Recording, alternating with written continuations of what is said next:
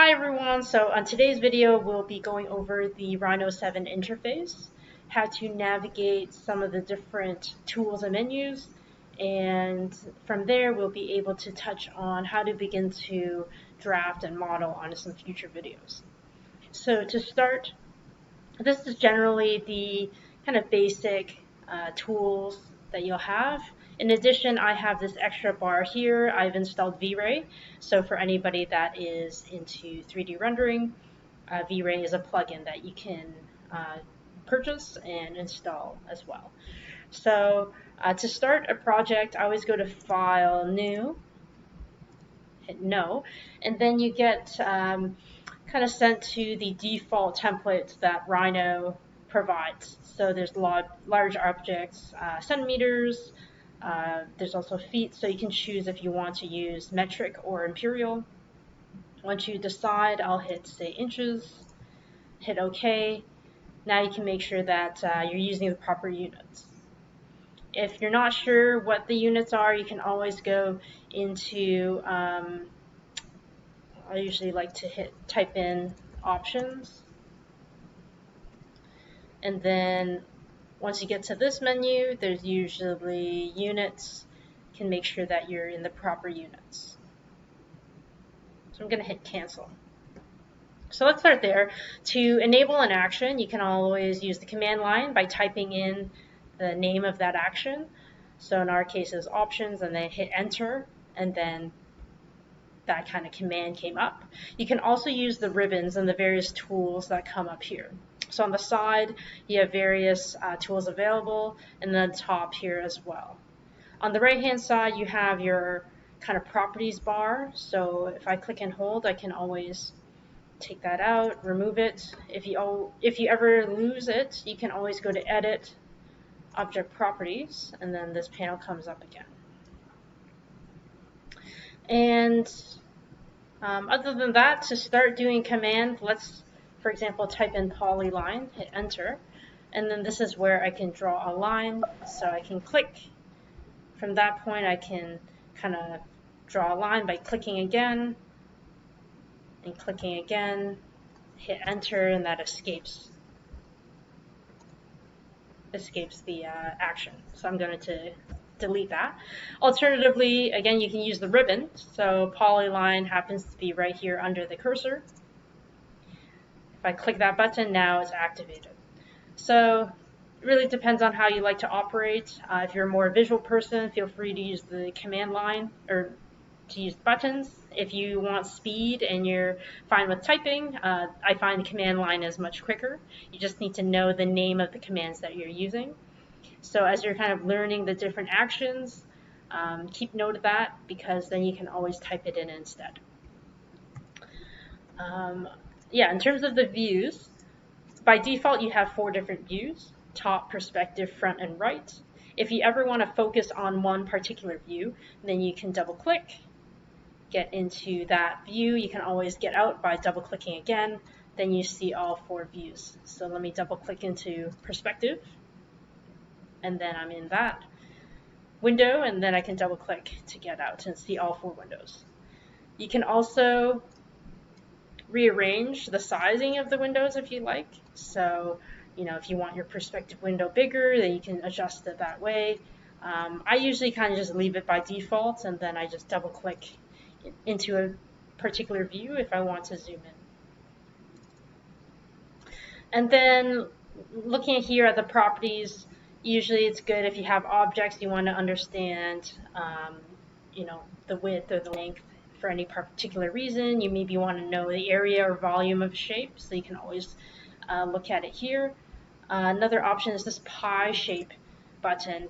It's the layers. So this is very good to help organize your file. You want to make sure your lines and volumes are on different layers. So this is a pretty important panel to keep open. And rendering, this is like the default Rhino render kind of panel. It's not the greatest. Usually, again, I use a plugin, whether it's V-Ray, Enscape, Lumion, any of these different softwares. I usually use that instead. Materials you can kind of control via this panel once you have some more objects. But I'll go back to the layers. Again, this is usually the more important one. As I begin to draft things, I can control what layer it's on. So yeah, other than that, you can begin to test out the different kind of buttons available on there. I can type in extrude.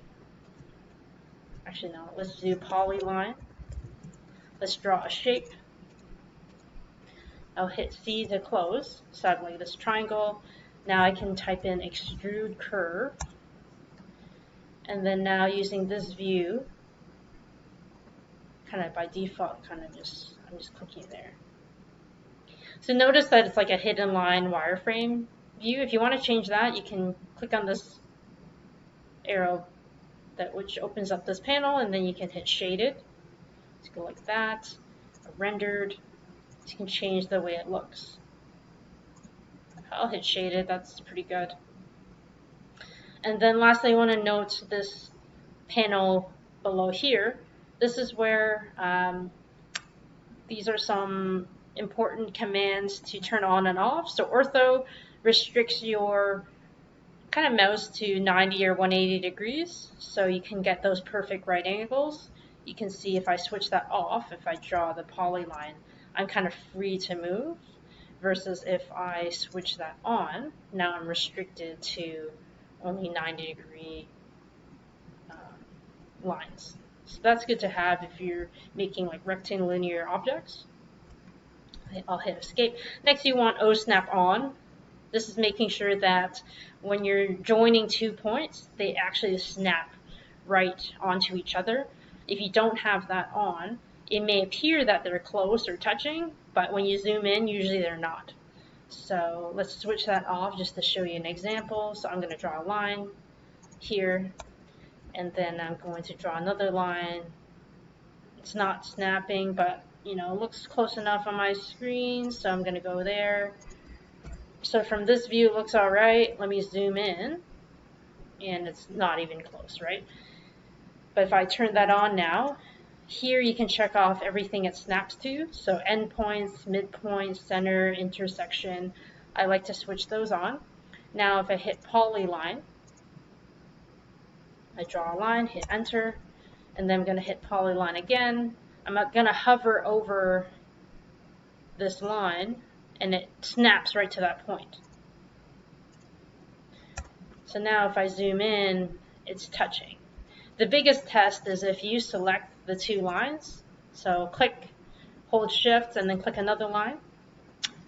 Then I type in join. Then it says 2 curves joined into 1 open curve. These lines that are not at the point will not be allowed to join. So let me type that in. Unable, right? So O snap is very important. Make sure that you switch it on and off as needed.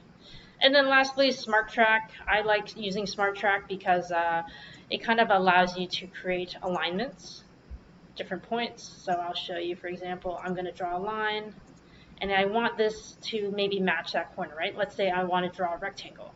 So by hovering over that line, now it's in gray, it's kind of taking that point and then creating that alignment that's perpendicular.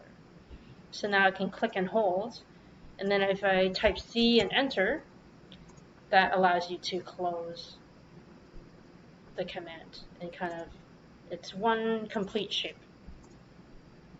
So those are some of the main tools. Feel free to play around with the different actions and commands on the ribbons. And in a future video, we'll touch on the basics of 2D drafting, the basics of 3D modeling, and how to put some of these actions together. All right, thanks everybody. Hope you enjoyed this video. If you got some value out of it, please like and subscribe to our channel for future videos on Rhino and other architecture related themes.